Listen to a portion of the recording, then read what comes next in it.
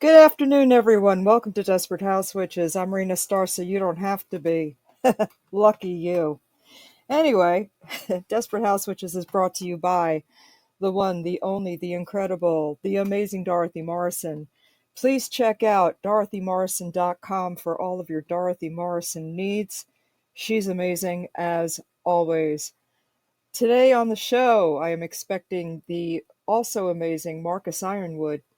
You may have heard that name before. Markus Ironwood is a great friend of mine and the show's. He is an employee over at Llewellyn Worldwide. He is a publicist, but we're going to talk to him about other things, not just about Llewellyn. We're going to talk to him about himself. So we're going to see what he has to say. I hope you all have been following the news. So apparently, the Big Orange has taken over Washington, D.C., which is frightening. He needs to stop that shit immediately. Oh, by the way, there's a lot of cursing on the show. So, yeah. So if bad language, dirty talk of any kind might offend you, this will not be the show for you. There's going to be a lot of that, like there is on everything I do. Um, yeah. So apparently, Big Orange decided to take over DC because he doesn't want to talk about the Epstein files. Gee, I wouldn't want to either if I were him. That's a whole lot of mess right there. Do not be distracted. Also, do not be surprised when he shows up in your big city trying to take over. The consolidation of power that this fool is attempting is beyond the fucking pale and quite frightening.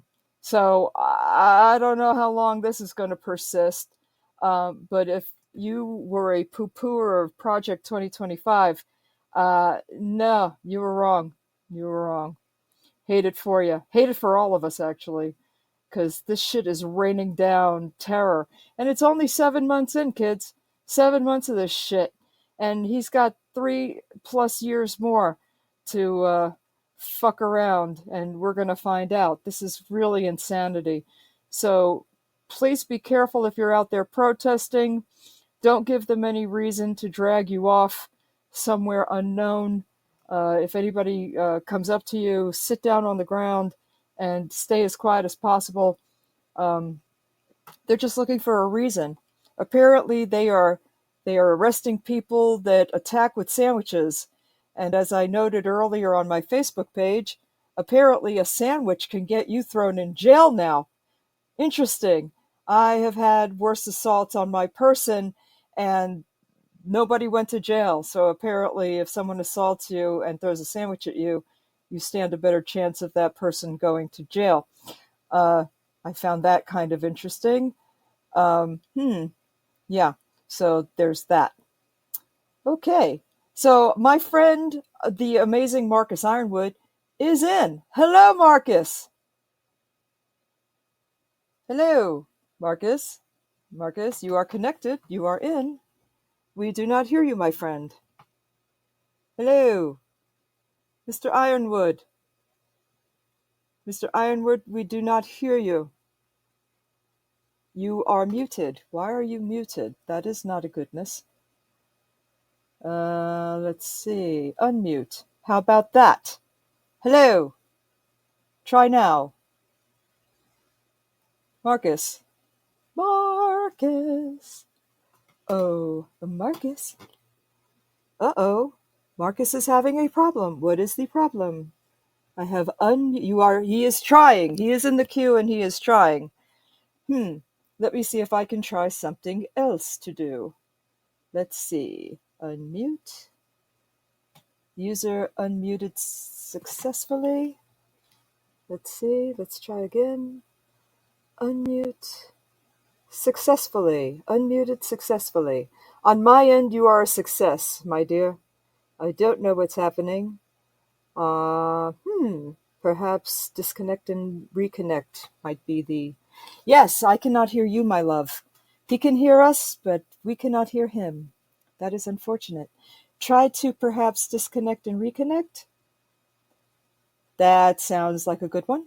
Okay. So Markus Ironwood, today's guest, is going to disconnect and then attempt to reconnect. So we will see what we see. Hopefully, we can get this rolling. If not, we will reschedule with Mr. Ironwood. He is a love.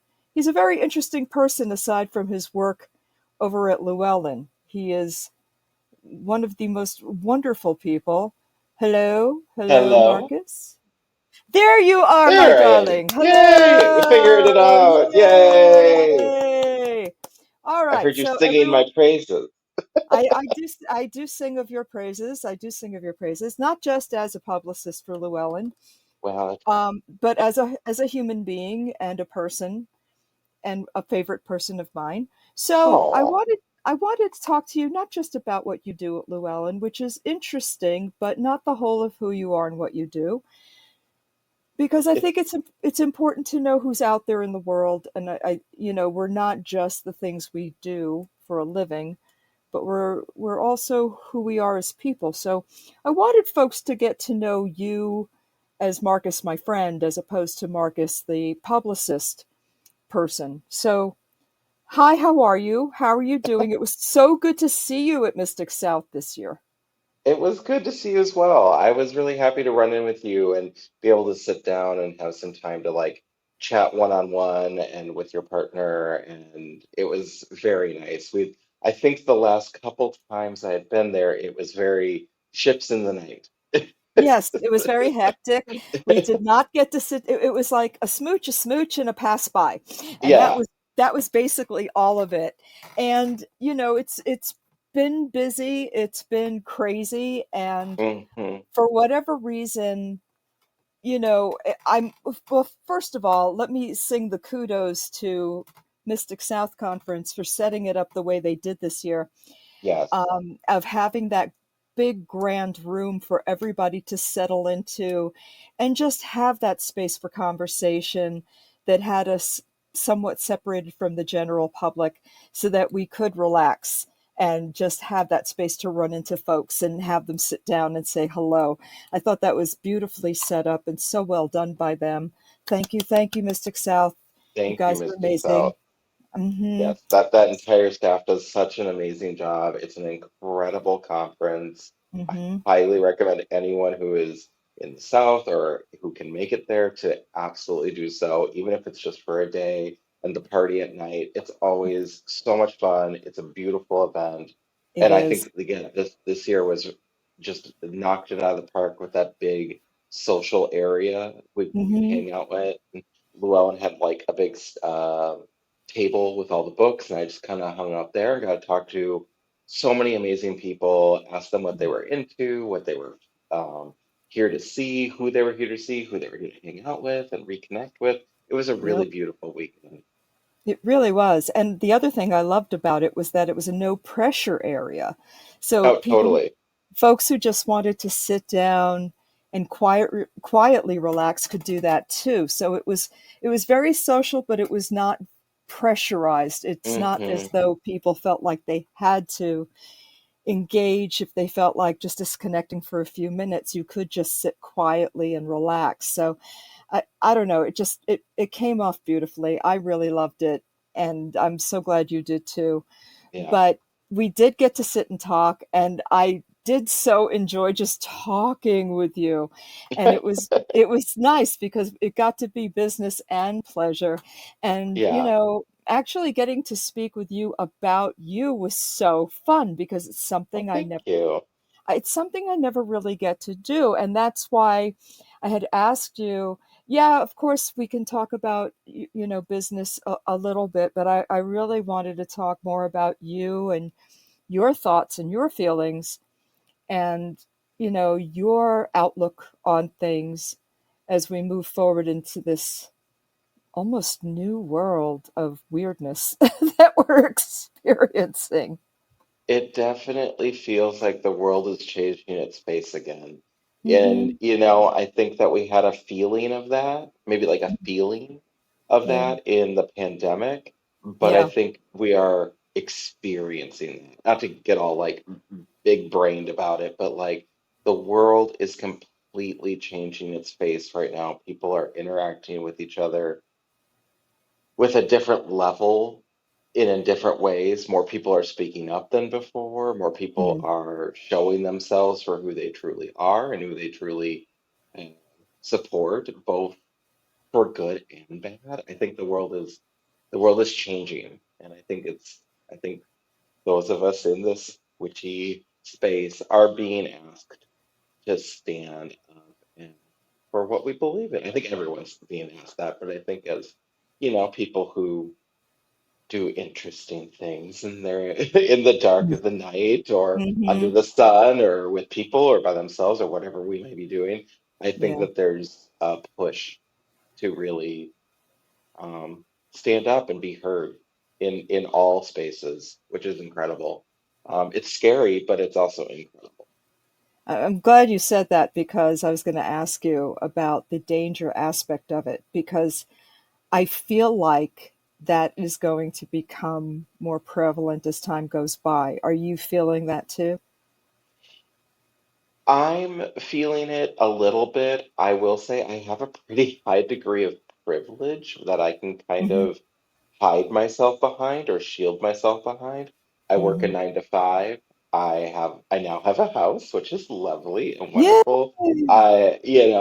But at the same time, like I'm a gay man married to a man. And as we just discovered this week, I guess that's up for consideration again. Yeah, it And is.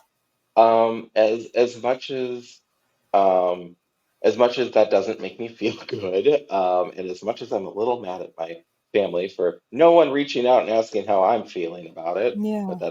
that's neither here nor there. I'll get them at the next family gathering, Mm. which we get together every couple of months, so it's in Yeah. that way. But I guess my relationship is up on the table again, or might be up on the table again, Hmm. because I'll just say it, some stupid woman who's been married 4 times Yep. decided that she didn't like two men or two women or whatever or whomever um, expressing love in the world, and that makes me sad. That makes me so sad for her because one of the things that I hold most dear, you asked me to talk about myself. One of the things that I hold most dear to myself, just as like a person, and in Hmm. the kind of witchcraft I practice, and the kind of person I am at work and with my family, is someone who expresses love. Hmm. Like we get to be family in this room. We get to be, coworkers in this room who care deeply about what we're doing. And for somebody who says this goes against my religion, religion is love. Religion is love. It is care. It is strength. It is feeding people. One of my favorite ways to express love is by feeding people. I love baking. Hmm. I love Hmm. cooking for my husband. I love cooking for my family. Hmm. Um, yeah, so I don't know. I'm just like not to get all reductive, but love is love, and that is what we have to come back to. Love can scare, it can break down the fear. If you're standing by the people that you love and stand with them, the fear of standing up against crazy systems can be mitigated. It creates bravery. It creates safe space. It creates new worlds, as we're finding. This is Hmm. this crazy, scary time is such a reaction to Yeah. people standing up and saying, "My family gets to be here," whether that's immigrant families, whether that's queer families, whether that's non-married families. It's the reaction against the quote unquote status quo, and we just got to stand up with each other and love each other fiercely and know that when we do stand, we've got everyone standing behind us. I know it's very Pollyanna, I guess, but that's what I believe. That's what I act with. I know, and you're such a nice person. See, this whole thing just fucking pisses me off ridiculously because I'm like, bitch, why are you still here?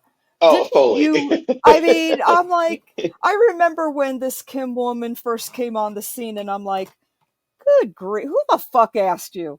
Who is sleeping with you? Who is asking your Nobody. permission? Who is who? who is trying to spread any kind of anything on you to force you to sleep with another woman? Who hurt you? Who were you in love with that was in love with another man that you Hmm. couldn't have, that upset, that hurt your feelings, that you couldn't get what you wanted? Because this is what I'm sorry. If you are a happy person and you have love in your life, once again, that's you're fine and you don't give a shit about what other people are doing because you're a happy person. The misery that people want to visit on other people is because of their own misery. It is because of their Absolutely. own jealousy. People need to grow the fuck up. And I'm sorry, once, and I'm going to say this again and again and again until the day I die. If you need to destroy someone else's life because you think that's what your God wants, yours is the faith in question, not anybody else's. Everyone is supposed 100%. everyone is supposed to have freedom of will and choice. So it is not your business to get involved in anyone else's religious life. You can suggest, you can say the things you believe, and you can walk away. It is not anyone's job to tell you that you are going to a hell that may or may not exist, that there is a God who may or may not exist in their estimation of what God is. We all are allowed to have our own mythologies, our own beliefs in whatever deity is or is not. So, therefore, anybody who tries to berate or judge or control in any way another person's life in order to get into their own version of heaven is quite mistaken and is doing it wrong. And you can say Aunt Raina told you, because quite frankly, I'm happy to tell them all fucking day long. You do not get to direct my religion, my theology, um, with your own. That's a you thing, that's a you problem. You keep that to yourself. You need to have a discussion with your deity about your problems and leave everybody the fuck alone. Period. This is what pisses me off about quote unquote organized religion and people controlling each other through that religion. I'm not saying all people of certain types do that. They're actually pretty wonderful folks who believe all sorts of things, but they understand that everyone is allowed to determine that on their own. This is why I raised children with no religion. It's like, you figure that shit out for yourself. You want to follow my religion, that's fine. You want to discover something else, that's fine. Just please don't be a Bible thumper because that's all rhetoric and bullshit and used to control others. So discover as you will. But anyway, yeah, it just aggravates the living you know what out of me to have people try to decide for everyone else based on a book that has been rewritten, overwritten, partially rewritten, doubly rewritten, all by different folks at different times, as late as the 40s and 50s, things were added, from what I understand. Hmm. I mean, seriously, this is how I believe the God, we're rewriting history. Now we have a person in charge who is rewriting shit in museums and changing history as it's happening. This is how I think the gods got written out of certain texts, Oh yeah. and Oh and yeah. the I mean, mother it got is written out, you know. fully. Eh, Okay, so I mean, if it's that easy to do now, it was that easy to do then, and probably easier. And I was people gonna just, say, I think it was probably a lot easier back then. I yeah, mean, stuff is happening these days. They're taking down plaques and rewriting stuff. And how many of us have those original documents saved on our computers or on our bookshelves? I hmm think that it's going to be, there's obviously parallels to what's happening today, in previous times, in scary times. Um, hmm but it isn't the same. We are so much more connected than Hmm. we were, 70 years ago, 100 years ago, thousands of years ago. Information can be sent so fast and stored in so many ways. I truly believe that, uh, obviously, we're not out of the thick of this. I don't even know if we're in the beginning of this. Hmm. That's why I had therapy this morning to help the Right. anxiety, to help the anxiety. Of Um, course. but I think we're so much more connected these days. We can respond quicker. We can stay up late longer. We can work faster. We're stronger than we were so many years ago or whatever. So I think, people know the truth. We can have some idiot saying, "Oh, we can only say good things about America." People know the truth. We know the truth, and we can't look at it. Just we have to look at it and go, yeah, this is what happened, and this is what's happening today, and this is how we move forward together. And I'm yeah, that's I don't shy away from the dark things. That's Hmm. another part of, like, I think being a witch is going into the dark of the night and to the dark scary places that other people are afraid to go through, and go, look, this is what people are doing, this is what people have done, this is the dark scary stuff. It's nothing to be afraid of. You only ever be afraid of not looking at it. It'll eat you if you don't look at it, even from, like, my past. I got, like, some personal scary demons in my past, and people got hurt because I wasn't willing to look at my own darkness and my own sadness and my own hurt. And through, like, a pretty intense, course of therapy, but then but before that, it was a pretty intense experience I had, in a deep meditation, that basically said, you need to look at your Sweetheart. and really. Oh, can you hear me? Oh, am I cutting out? Hmm. Oh no, what's wrong?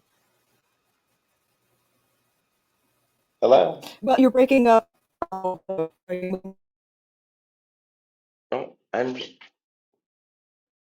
just gonna move over here. Can Hello? you hear me? Hello? Hello? Oh no. Hello? Hello? Another conference. Moving around. Hello? One second. Are you moving? Are you still?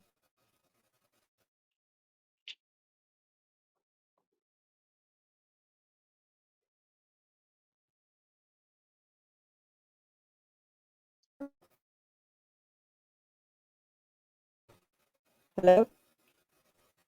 Hello? Can you hear me? Hello? Hello? I, Now I hello? hear nothing. Marcus, are you This, still there? I'm here. Can you hear me now? I can hear you right now. I hear you. Hello? Okay, perfect. Let's trying Hello? I another can hear room. you. Hold on. I can hear I you think now. you're Can you break. hear me? I don't. Oh, okay. Hi. Okay. I can hear you. Yes. Hello. Okay, okay. I just switched conference rooms, so I think you should be able to hear me now. Yes, I do hear you now. Oh no. Wonderful. Okay, okay. Where in the dark night of the soul was I? Oh my goodness. I don't know because you suddenly started to break up, but Okay, um, my concern is that people are lazy. And while we do have all of these areas of communication and all of this ability to save information, I mean, you're a book publisher, for sure, which is wonderful. And I've decided that saving books is going to be very important because at some point, if they decide to knock down the internet, which they may decide to do, books are going to be the last the last refuge of actual information. But my concern is that people are going to get lazy and stop teaching reality. And I think it's happened before, and it's a cycle that will repeat itself. What do you think? I don't, I haven't really thought about that as much, I'll be honest. I see a lot of people in the streets. I see a lot of people protesting. I for one, I get a little nervous. I get a little anxious. By little, I mean kind of a lot. Yeah. When I go to protest, so it's not something that I do for myself. Um, which I think is kind of unfortunate because I do wish I could be amongst the more people that are out there, the better. I mean, that is a tactic that totally works. But I call the senators at least once a week. Yes. I think it's helpful. I don't think it's the answer. I don't think there is any one answer. Um, but I think we just gosh, I'm saying a lot. Don't love that. It's fine. I guess I just don't have I don't have like a full answer to people not teaching the truth. I think that there's so much information out there that um I think the answer or one of the answers might be to just kind of stay strong in the truth, the reality of what was done in this country and what Hmm. is being done in this country. Yeah. I think the scary one, I think the one that might be the sticking point is going to be AI. I think Mm. see that is going to be the one where you're on your phone, you see someone talking about something, and it's an AI script, and they look so real. And that's going to be the distortion of truth. That's going to be the one that's going to be the one that's going to be really hard to combat.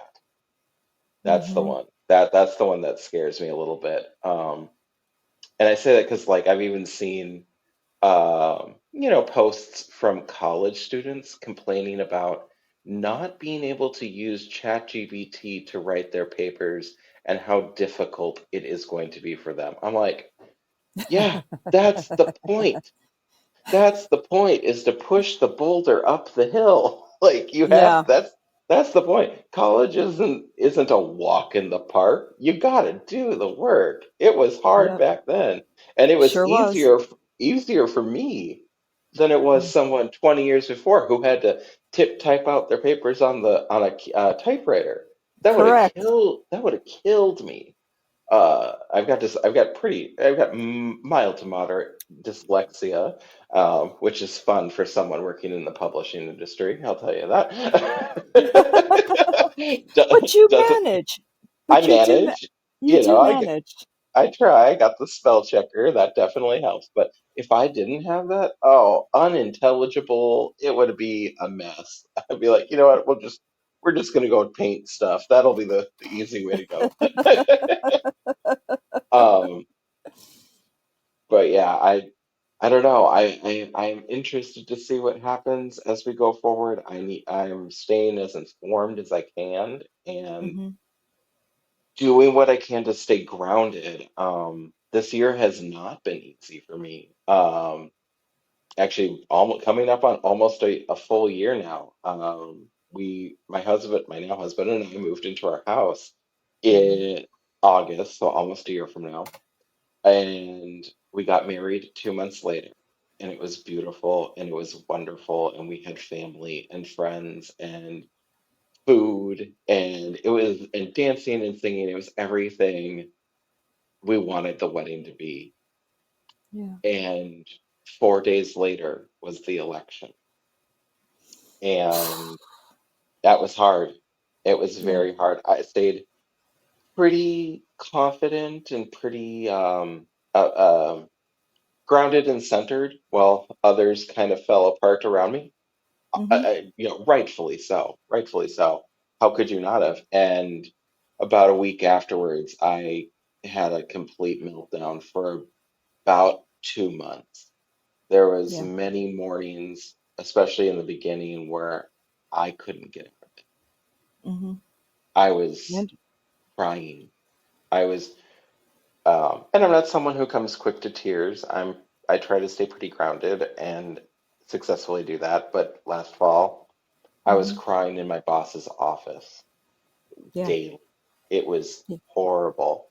Um, and I had up until that moment been doing a daily practice and was so proud of myself for sitting in front of my altar and doing the rituals that I needed to do. And it completely threw me off. I was devastated for months.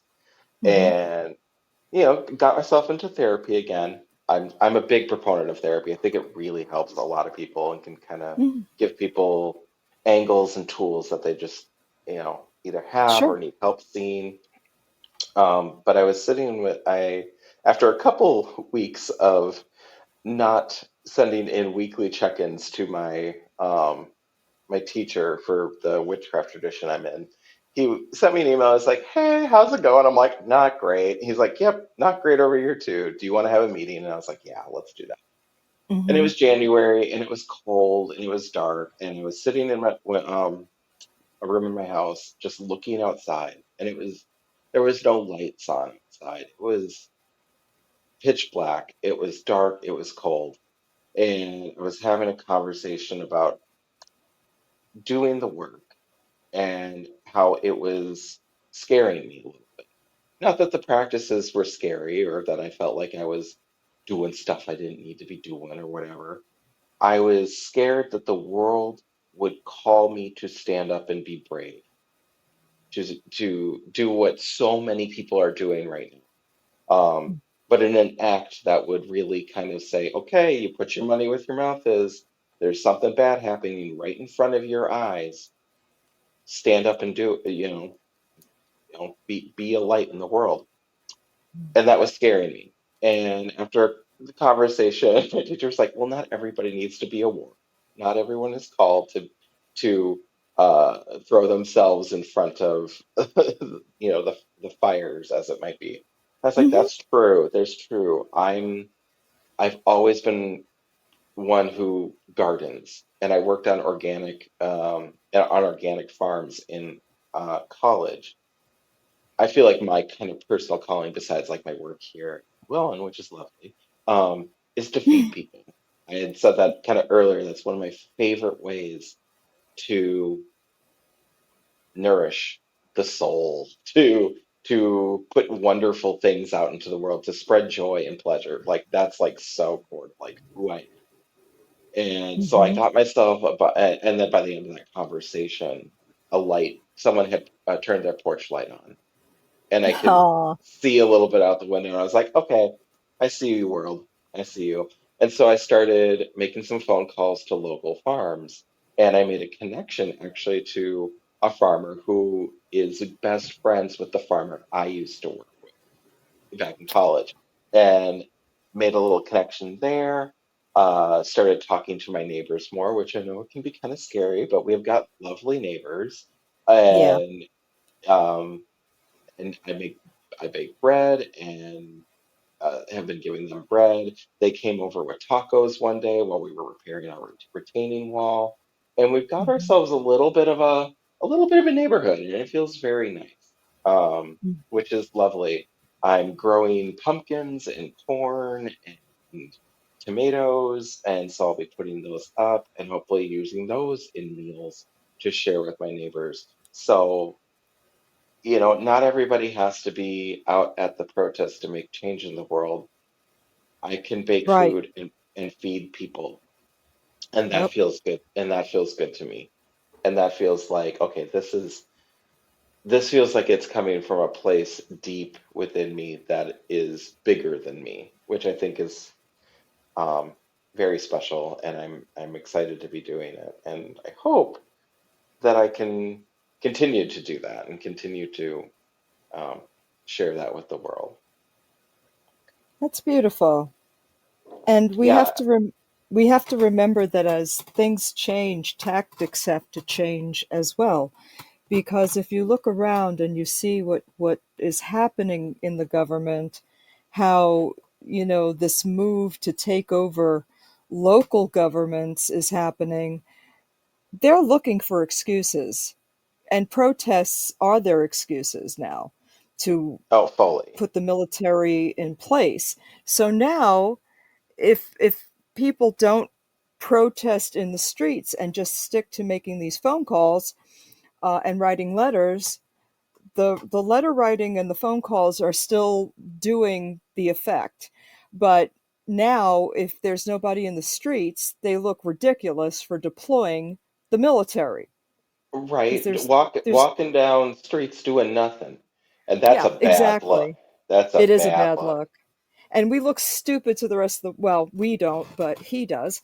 Yeah. He looks ridiculous, you know. And the other thing is, you don't, everyone does not have to be a loudmouth like myself. That's my calling. That's not everybody's calling, nor should it be. We need people that can feed people. We need people that can work behind the scenes and take care of the neighborhoods and still have a safe place for folks to go and a place where folks can be fed. So there's got to be people of our kind everywhere in all aspects of society, because if we were all loudmouths, they would find all of us, and you know what would happen then. So it's Well, good. somebody's got to feed those mouths, you know? Correct. We're all doing this together. Exactly. So I'm glad. I mean, I understand the concern, but I've had a conversation with my spouse, and I've said, listen, I'm very low level, but in the media, and once they start rounding up our kind, I'm on the list. I know it already, and we're going to have to be okay with that. And my spouse said, yes. I'm not thrilled about it, but I'm okay with it because I've made this decision. And that's kind of the where we're at with it. We're not backing down because for what? We're older folks. Older folks need a purpose. This is our purpose. I So, think it's good company to be in. I think it takes a degree of bravery to be the not a degree. I think it takes a great deal of bravery, especially in these times, to be someone in the media, somebody with a podcast or a platform or a big social media following or whatever. I think it takes a great deal of bravery to be that person. well, So you're sweet. I We just don't totally give a commend you. fuck. This ain't about bravery. This is about the kids are raised and Mhm, we're going sometime, so we might as well just fucking do something worthwhile. It's you really got not it. about it's really not about bravery at all. It's about, if I'm going out on a high note. I don't give a shit. It's because I want to go out for some reason. It might as well be a good one. But Yeah. here's the thing that upsets me while you and I are talking, because I'm bisexual, and I've been very blessed in my life. I've had wonderful folks in my life. I've been able to love lots and lots and lots of people. um Slow down, slow down, How many slow people? down. How many people? Yeah, yeah, let's just say if I had been as picky about men as I am about women, my life would have been different. But anyway, um but the fact of the matter is, I find myself in that cringe moment when you talk about not having that full on support from your family. Mhm. Um, I find it very upsetting. I find it very disturbing, um, because I've experienced, not to the same degree, but I mean, I would get stupid ass comments when my father was alive, like when I was a teenager and he found out that I had a girlfriend, and he was like, well, at least you won't get her pregnant. I mean, this is the kind of bullshit, that I would Right. hear. Oh wow, that's your big takeaway, huh? Okay. So, it's not like I was getting support or acceptance. It was like, and whatever might have inconvenienced him was not a concern for him anymore. It didn't matter what I was dealing with at school or what have you, because because I had a girlfriend instead of a boyfriend, whatever. Um, but it makes me, it just it I get that same bad feeling in my stomach of, you don't understand what my life is like. You don't understand how I feel. You don't understand how I love. You don't get me as a human being. And anytime I hear something like what you described while we're having this conversation, it just I get that feeling of discomfort and upset and concern, because we laugh that shit off, but that shit hurts. Yeah, I would have thought one of my cousins would have like sent a text or something because I'm pretty close with my family. Like I Mhm. said, with the wedding, like I had cousins that lived several hours away show up. So like Mhm. it's so wonderful in that way. But it's easy to show. I mean, other than, making the commitment to drive and stuff, it's Mhm. easy to show up to a wedding. It's easy to Right. show up to the dancing and the food and the celebration. Mhm. It's a It's a it's party. it's a Yeah. party. It was a Yeah. lovely party. It was so much fun. I was so drunk by the end of the night. It was it was lovely. I was walking around with a bottle of white wine. It was so Mm. much I had a great time. It was so much fun. Mhm. And actually the officiator was in the Temple of Witchcraft, Mm. which my husband is a part of. So it was a big pagan wedding. It was so much fun. And Beautiful. many of the people on my side of the family are Lutheran or were actually raised very conservative in a very conservative church, and for them to Mhm. show up was like so lovely. I don't think they Mhm. practice now, so I guess probably a little easier for them to be like, yeah, let's go to the those queers wedding. It was so Oh much fun. Lord. But Mm. again, that's easy. It's easy to show up to the wedding. It's harder to reach out and say, hey, I saw some scary news. How are you feeling? Right. That's the hard part. So at the next family gathering, I'd be like, does anybody care how we feel right now? Can we have a moment? Thanks. Right. Yeah, but you Just shouldn't have to ask. I find that yeah, so upsetting that you would have to even. I mean, it's yeah, not like you keep it a secret from your family. They know. yeah, The yeah, fact, I mean, you should be able to have that conversation without looking for it. I mean, yeah, I would think that your cousins would know to say, "Hey, is there anything I can do to be supportive in this moment?" Because it is scary. I have a lot of married friends who I'm concerned for. yeah, Um, and everybody laughs it off. And I know it's just everybody putting on a big brave face, but this is going to be disastrous for my friends. These are oh folks yeah, that, from a healthcare standpoint, from a inheritance standpoint, from a life standpoint. I mean, it's just this is everything. This is everything they wanted and deserve to have, after decades and decades. I mean, I have friends who were together for 2, 3, 4 decades before being able to get married, and that's now that they incredible. have, yes, I mean, much longer term relationships than most of my straight friends. Sorry, but Hmm. truthful.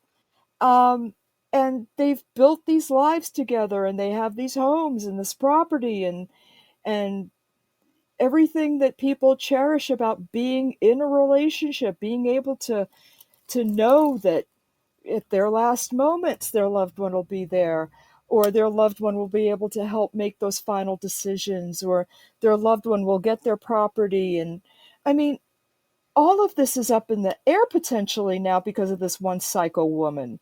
This is Right. ridiculous. Why are we even having these discussions again? Why is everything suddenly out the fucking window that was settled law? It was bad enough when Roe v. Wade got over fucking turned. And now everything's up in the air? Are you serious? This is what I, the American people wanted. See, that's the thing that pisses me off. Everybody's like, oh, I didn't vote for this. No, fucker. If you no, voted they for did. him, you did vote for this. And if you didn't know enough about the other candidate, that's on you. And if nobody asked your fucking opinion and you didn't bother to find out, that is also on you. And honey, I go back to 2016 on this shit. If you didn't like Hillary for whatever reason you have in your twisted little brain, this is on you too, and I blame liberals. Uh-uh. I'm Yeah. sorry you loved Bernie so much that you couldn't get out of your own fucking way. There were only two choices: the failed game show host or the nice lady who actually did have public experience. If that was your problem, you're the ones that let this bullshit start. Sorry, I blame liberals for this. That's how much we lost by. The people that didn't get the Bernie bros and the people who didn't get what they wanted is how this fucker got into office in the first place. And I will say that until the day I fucking die. Yeah, I think it's this notion that people have of purity. They want people to be the best, perfect progressive person, or they said, oh, they need to be the most Bible thumping whatever. There's no such thing as purity. Purity does Right. not exist.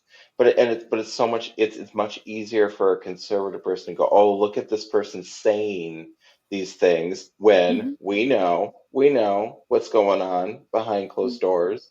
What side doing the un is not acting according to their word or according to their own morals. It ain't the liberal side. But that I mean, we just see it every day. All the news articles about, oh, this person's being arrested for this or that. And we have the problem on the progressive side of wanting this purity too. And that's never going to happen. What we're wrestling with in America is the original sins of racism and of Mm-hmm. sexism. Mm-hmm.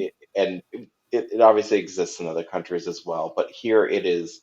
Uh, to say there's a spotlight on it is doesn't even begin Oh. to describe how fiercely we are reckoning with the fact that we do not see women as people, that we do Mm-hmm. not see people of color. And I mean, I'm generalizing here, but this is how the Mm-hmm. American politic has worked for 250 years or Mm-hmm. longer, is women are not people, people of color are not people, and therefore they are not deserving of protection from the law, acknowledgments of their human rights, any kind of freedom.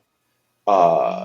These freedoms that we've enjoyed for a long time or not so long a time, we're being asked to fight for them again because these are the original sins of this country. It was Mm-hmm. founded in slavery. It was founded on the oppression of women. Women were to stay home and to, not be seen, and people of color were to work and not be seen, not be heard. And that's why I one of the, to turn this to what I do as my day job as a publicist is to uplift people, to get their work out there. I love what I do because I get to put a spotlight on people's voices who have not been heard, who have been told they are less than, who've been told that they are not people, who've been told that their religion isn't real, or that that they're going to hell or they're demonic or whatever. I get to turn the spotlight and say, actually, these practices are empowering, life enriching, uh, connect us to deeper and powerful things. I love what I do, being able to uplift, um, the kinds of the authors that I do. I think it's incredible, and it's one way that I can combat. Um, the original sins of this country. I'm a white man, but I'm also gay, and that comes with its own things, as we've kind of talked about already. But if I can Mm-hmm. use my privilege and my position to get people into podcasts and media and book signings, then Mm-hmm. in some way I'm showing I'm helping create the culture that we've all wanted to have, which is where everyone's voice is valued. Everyone's Mm-hmm. religion gets to say, yes, you are a part of this. Everyone's relationships get to be at the table. And that scares people. I mean, we're seeing that's why this is happening, is because people are afraid, oh, if we're becoming a minority. Oh, that's so bad. Yeah, well, yeah, because this is what happened. Look how we treat minorities in this country. Hmm. Like, it's not good. So Speaking yeah. speaking truth to power. Keep preach. It's a Say little it. preach. It's a little preaching to the choir, but That's okay. that's I like what I do. I was at one point in time vilified by a coworker at a previous job for um, wanting to wanting to do what I'm doing in the world and how job should go to someone else. And I'm like, but I'm here. I'm here. I'm also, we're all people. We're all lifting each other up. Rising tides get to live all ships. Yep. So yeah. And when I'm happy to lift everyone's voices up, unless you're a gross person, which I've thrown white supremacists out of the bookstore that I used to work at, when they come in asking for, um, oh gosh, I can't even remember his name. He's written some awful, awful books. I think he's over in Europe now creating race wars or whatever the fuck he's doing. Oh, lovely. But yeah, oh, I know. Steve McNallen, is that the name? Ugh, just gross, gross man. Anyways, someone came into the bookstore one day and was looking at the North section, and I don't mean to pick on the Norse people, but this is just what the story is. And Hmm. he came up and was like, "Oh, I was checking out your North section. I was wondering, do you have any books by this author?" And I was like, that name rings a bell. Let me take a look. And so I did a quick Google, and I realized who he was asking. I was like, I said, "Excuse me, but do you know what kind of work this man does?" And he said, "Oh yeah." And I was like, "And you want to purchase it?" He's like, "Absolutely. It should be in with the North section." I was like, "You can get right out. You can go. We are not selling that here. We do not cater to white supremacists here. You can go." Mm, And he turned around and huffed his way out and left. And my boss was like, "I need to have a word with you." And I was like, "Gladly." And so I mm. explained to her who this person was and what he was doing, what his beliefs were. And she's like, "Okay." And that was it. There was no other discussion. Um, Yeah. and I'm happy to report that there's many more people doing amazing work in the field of heathenry and Norse studies and Norse religion and all that stuff. Um, if I can give a quick shout out to my friend Siri Vincent Pluff. Um, they don't they don't they don't publish with Llewellyn, unfortunately. They're over at Wiser, but they're a good friend of mine, and they will take every chance to say, "Go pick up something by Siri, particularly Queer in the There you go. Why not? Yeah, Absolutely. you Absolutely. know, I don't buy that remember. man's trash. Buy my uh, friend's trash. Buy my friend's book." Hey. That's not what we meant. Hello. You're so funny. Oh my goodness. No, I but I try. mean, but to uplift all pagan authors is important because I'm back from the day where we only had a dozen. Hmm. And we were like, "Oh, all we want to do is be accepted." And left alone, really. We just wanted to be able to access books because we didn't even have the internet back then, back in the 70s and 80s, when we were kids and yeah, well, you weren't around yet, but No, I I wasn't. I know. That's what I'm saying. I mean, I was trying to learn shit before you were a thought. It's But true. it's important that, all the things that we took for granted or take for granted now, somebody has to have a memory of what things were like before these things existed. And so I've seen the advancement of pagan publication, and it's fascinating. And, it's amazing how spoiled everyone has become when you go from like 12 famous people to hundreds of famous people. Oh yeah. And Yeah, I it's a, think about sometimes, I came into yeah. the community mid 2000s. Hmm. So, the big names at the time were Christopher Penczak, Silver Ravenwolf. Yeah. Um, those are the names that I kind of started with. We had Cunningham, we had Buckland. Yeah. Yeah. Um, and I think now, well, I'll just say my first book was actually Evolutionary Witchcraft by T. Thorne Coyle. So, if for those who Wow. know, for those who know that book, Wow. that's an Oh, introduction. That's an wow. introduction. So yeah, so now you can see where I say like, well, if I go forward with this, maybe I have to go out into the streets and protest and be amongst the warriors, because that's kind of the angle that I came into the community. And then I got a women's studies degree and Starhawk and all that stuff. So it, if you know who like my formative teachers were or who I was reading back then, you're like, oh, this makes sense why he wants to make the world a better place for the and with food and helping people. This makes sense now. I had Patricia Crowther and Sybil Leek. Shut up. Okay.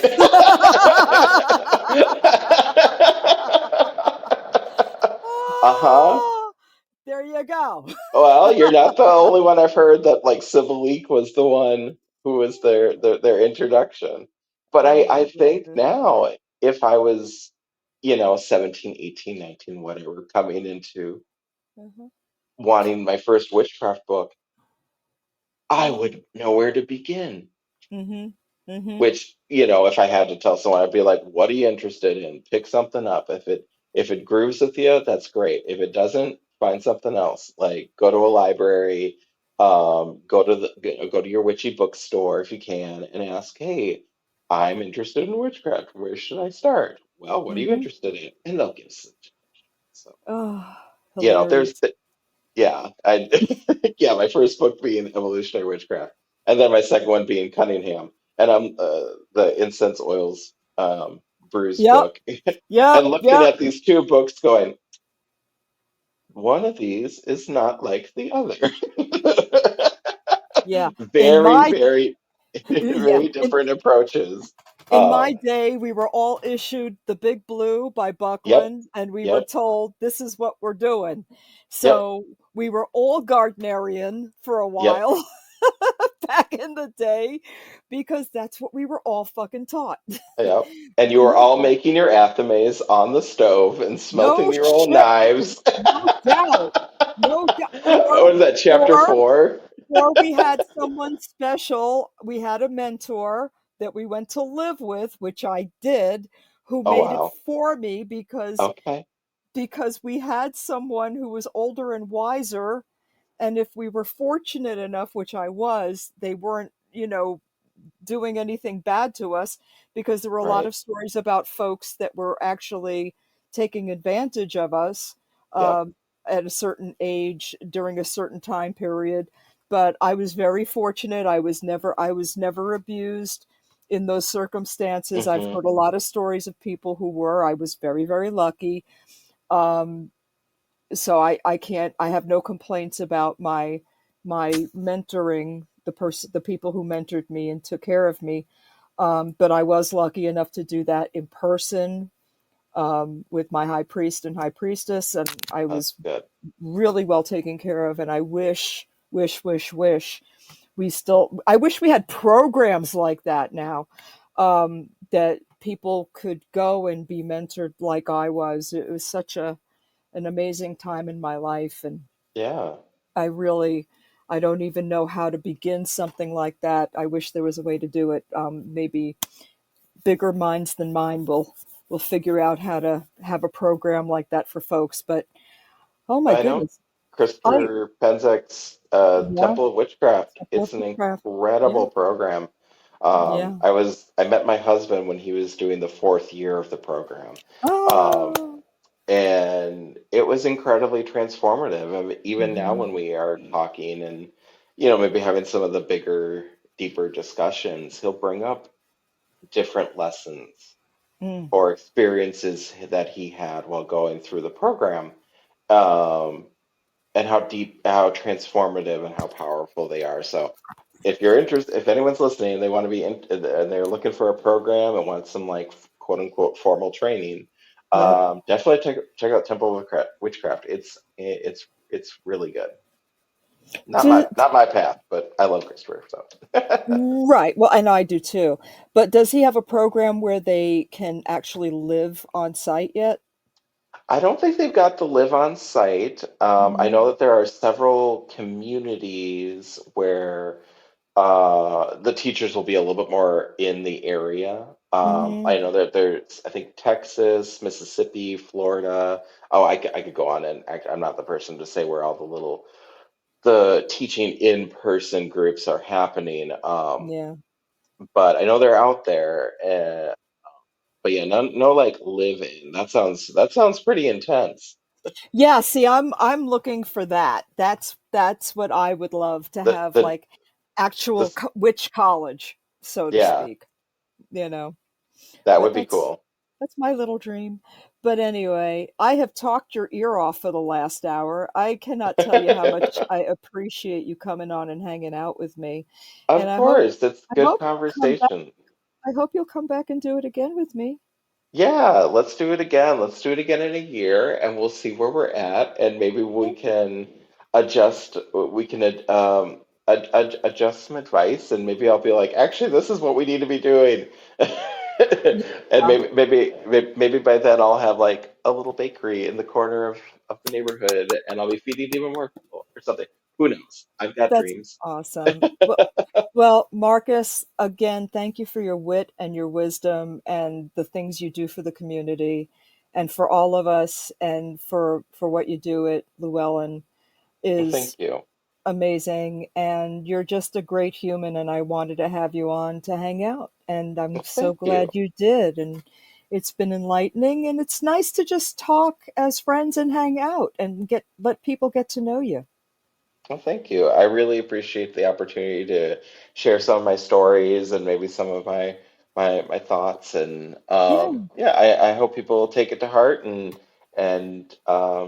do. And if they're feeling, alone and scared or anxious or depressed or whatever, one, find therapy if you can, and two, do the witchcraft, like do the practice, do Yep. the thing that's going to open up a path, and this is me just standing in my soapbox one more time before I That's jump fine. off. That's okay. Do the thing that's going to open up the path that makes your particular light shine in the world. You've got the podcast. I've got like my work that I'm doing at Llewellyn and cooking for Yep. my neighbors and calling people.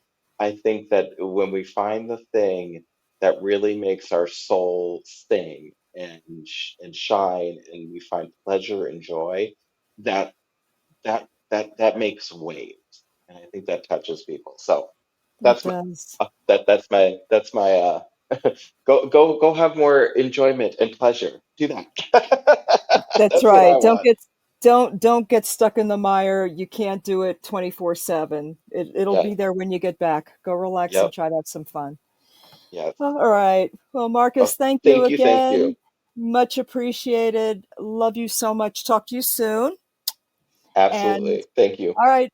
All righty. Everybody, I will be back next week with Star and the 415. Have a great week. Bye.